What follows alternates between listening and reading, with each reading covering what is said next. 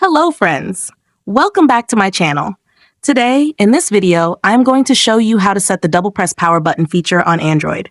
Please consider subscribing to my channel and liking this video. Let's get started, guys.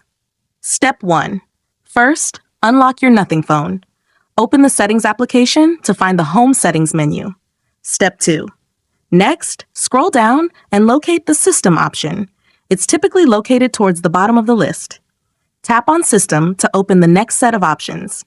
This section controls a variety of settings on your device, including language preferences, system settings, and more. Step 3. Now locate the Gestures option. Tap on it.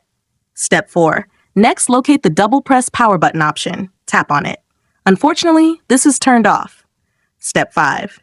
For the last and most important step, see the many types of options: None, Camera, Torch, QR code scanner, Video camera, Do not disturb, Mute, or Apps and app shortcuts. Choose the option that's best for you and set the double press power button feature instantly.